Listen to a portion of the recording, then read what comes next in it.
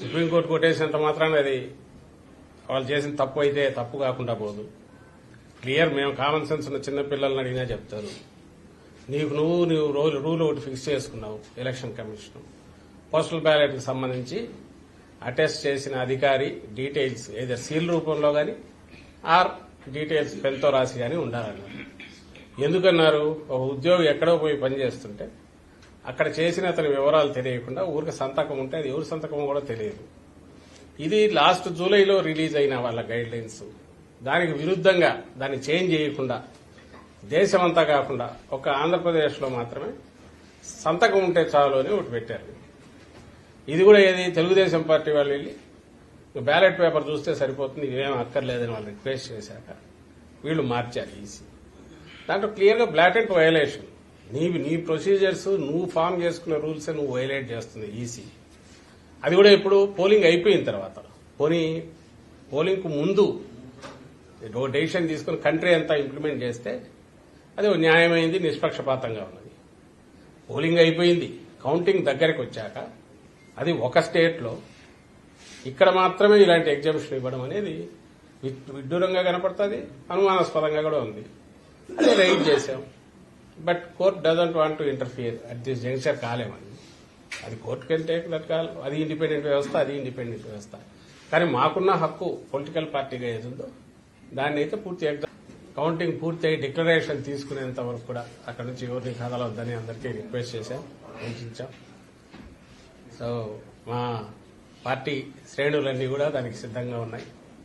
అలాగే రేపు 10:30, 11 కంతా సెలబ్రేషన్స్ కూడా అందరూ రాష్ట్రం అంతా కూడా సిద్ధంగా ఉండాలని అందరికీ ఆల్రెడీ పిలుపు కూడా ఇచ్చాం. ఎందుకంటే అది జరగబోయేది, it's already writing on the wall. Clear ఇది కనిపిస్తున్న నేపథ్యంలో ఎవరు ఎన్ని అపోహలు క్రియేట్ చేసి ఏ రకంగా ఏది జరిగినా జరగబోయేదేమో రేపు అది వాస్తవం. కాబట్టి అందరూ దానికి కూడా సిద్ధంగా ఉండమని కూడా అందరికీ సందేశం పంపించాం. సుప్రీంకోర్టు కొట్టేసినంత మాత్రాన అది వాళ్ళు చేసిన తప్పు అయితే తప్పు కాకుండా పోదు. క్లియర్, మేము కామన్ సెన్స్ ఉన్న చిన్న పిల్లల్ని అడిగినా చెప్తారు.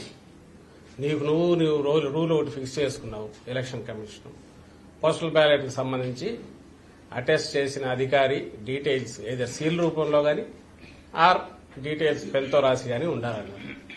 ఎందుకన్నారు? ఒక ఉద్యోగి ఎక్కడో పోయి పనిచేస్తుంటే అక్కడ చేసిన అతని వివరాలు తెలియకుండా ఊరికి సంతకం ఉంటే అది ఎవరి సంతకం కూడా తెలియదు. ఇది లాస్ట్ జూలైలో రిలీజ్ అయిన వాళ్ళ గైడ్ లైన్స్. దానికి విరుద్దంగా దాన్ని చేంజ్ చేయకుండా దేశమంతా కాకుండా ఒక ఆంధ్రప్రదేశ్లో మాత్రమే సంతకం ఉంటే చాలు అని ఒకటి పెట్టారు. ఇది కూడా ఏది తెలుగుదేశం పార్టీ వాళ్ళు వెళ్ళి బ్యాలెట్ పేపర్ చూస్తే సరిపోతుంది, ఇవేం అక్కర్లేదని వాళ్ళు రిక్వెస్ట్ చేశాక వీళ్ళు మార్చారు ఈసీ. దాంట్లో క్లియర్గా బ్లాటెంట్ వయలేషన్. నీ ప్రొసీజర్స్ నువ్వు ఫామ్ చేసుకున్న రూల్స్ నువ్వు వైలేట్ చేస్తుంది ఈసీ. అది కూడా ఇప్పుడు పోలింగ్ అయిపోయిన తర్వాత, పోలింగ్ కు ముందు డెసిషన్ తీసుకుని కంట్రీ అంతా ఇంప్లిమెంట్ చేస్తే అది న్యాయమైంది, నిష్పక్షపాతంగా ఉన్నది. పోలింగ్ అయిపోయింది, కౌంటింగ్ దగ్గరికి వచ్చాక అది ఒక స్టేట్లో ఇక్కడ మాత్రమే ఇలాంటి ఎగ్జామ్షన్ ఇవ్వడం అనేది విడ్డూరంగా కనపడుతుంది, అనుమానాస్పదంగా కూడా ఉంది. అదే రైట్ చేశాం. But court doesn't want to interfere at this junction. కాలేమని అది కోర్టుకి వెళ్తే అది ఇండిపెండెంట్ వ్యవస్థ. కానీ మాకున్న హక్కు పొలిటికల్ పార్టీగా ఏదుందో దాన్ని అయితే పూర్తి కౌంటింగ్ పూర్తి అయ్యి డిక్లరేషన్ తీసుకునేంత వరకు కూడా అక్కడ నుంచి ఎవరిని కదలవద్దని అందరికీ రిక్వెస్ట్ చేశాం, సూచించాం. సో మా పార్టీ శ్రేణులన్నీ కూడా దానికి సిద్ధంగా ఉన్నాయి.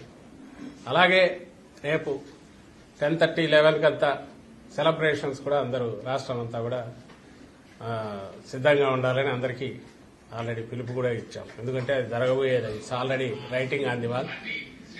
క్లియర్ ఇది కనిపిస్తున్న నేపథ్యంలో ఎవరు ఎన్ని అపోహలు క్రియేట్ చేసి ఏ రకంగా ఏది జరిగినా జరగబోయేదేమో రేపు అది వాస్తవం. కాబట్టి అందరూ దానికి కూడా సిద్ధంగా ఉండమని కూడా అందరికీ సందేశం పంపించాం.